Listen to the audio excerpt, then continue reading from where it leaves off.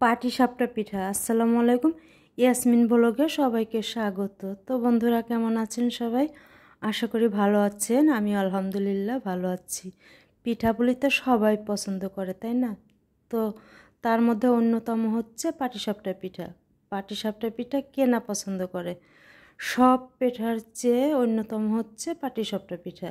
তো আজকে আমি আপনাদের সঙ্গে খুব সংক্ষেপে পাটিসাপটা পিঠা রেসিপিটা শেয়ার করছি। তো শেষ পর্যন্ত দেখতে থাকুন, আশা করি ভালো লাগবে। তো পাটিসাপটা পিঠা তৈরি করার জন্য আমি প্রথমেই খিরসাটা তৈরি করব। তার জন্য আমি কিছুটা পোলার চাল ভিজিয়ে রেখেছি।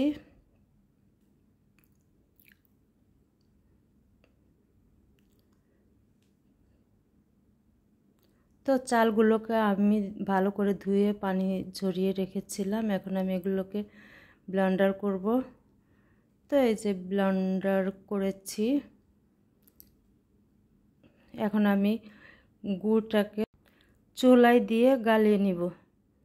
তো এই যে গুড়টা গলে গেছে। তো একটু পানি দিয়েছিলাম, তো তার জন্য একটু ভালো করে জাল করে নিলাম। তো এই যে দেখেন গুড়টাকে গালিয়ে নিলাম। এখন আমি খিরসাটা তৈরি করব। তার জন্য আমি 1.5 কেজি দুধ নিয়েছি। 1.5 কেজি দুধ জাল করে অর্ধেকেরও কম করে রেখেছি। তো এই যে দুধের মধ্যে আমি 2-3 টুকরো এলাচ, দারচিনি দিয়ে দিলাম। এটাই আপনারা স্কিপ করতে পারেন। তো এখন আমি এই যে গুঁড়িটাকে 3 চামচ চাউলের গুঁড়ি পানিতে একটু গুলিয়ে নিব। পানিতে গুলিয়ে পরে দুধের মধ্যে দিয়ে দিব আর কি। যদি পানিতে গুলে না নিই তাহলে আপনার দলা পেকে যায়, খিরসাটা ভালো হবে না। এজন্য আমি পানিতে গুলে নিয়ে এখন আমি দুধের মধ্যে এই গোলাটা দিয়ে দিব।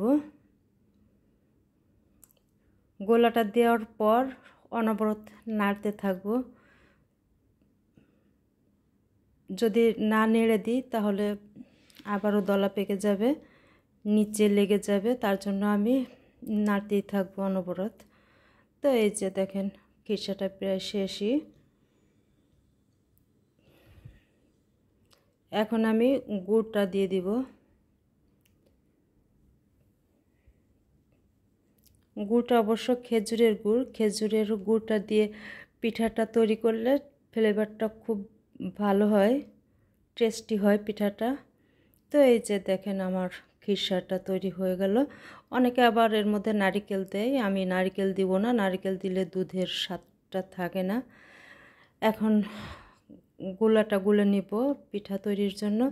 তার জন্য আমি 2 কাপ চাউলের গুঁড়ি দিয়েছি, আধা কাপ ময়দা দিয়ে দিলাম, সামান্য লবণ দিয়েছি।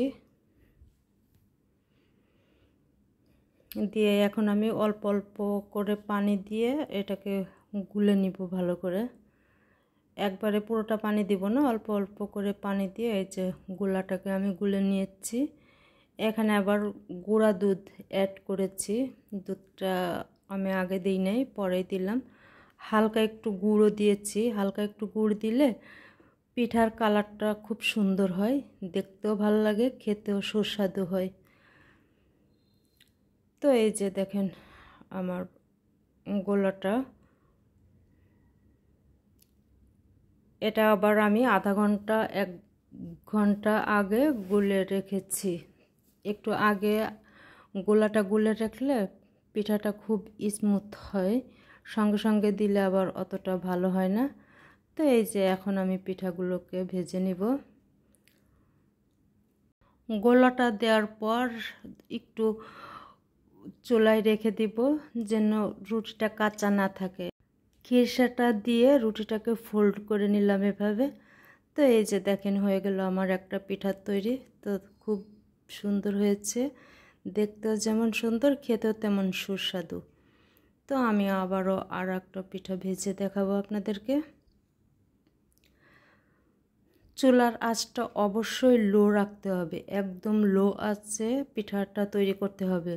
আঁচটা বেশি হলেই আপনার রুটিটা মাঝখানে ছিদ্র ছিদ্র হয়ে যাবে, পিঠাটা দেখতে সুন্দর হবে না, খেতেও টেস্টি হবে না। তো এই যে আমি আর একটা পিঠা ভেজে নিচ্ছি।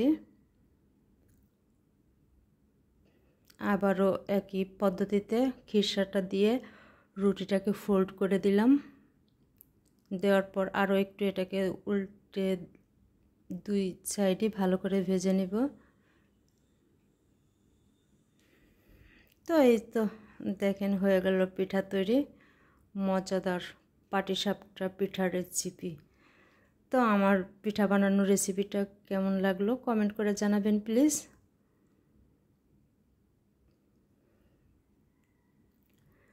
তো আজ এ পর্যন্তই, সবাই সুস্থ থাকবেন, ভালো থাকবেন, আল্লাহ হাফেজ।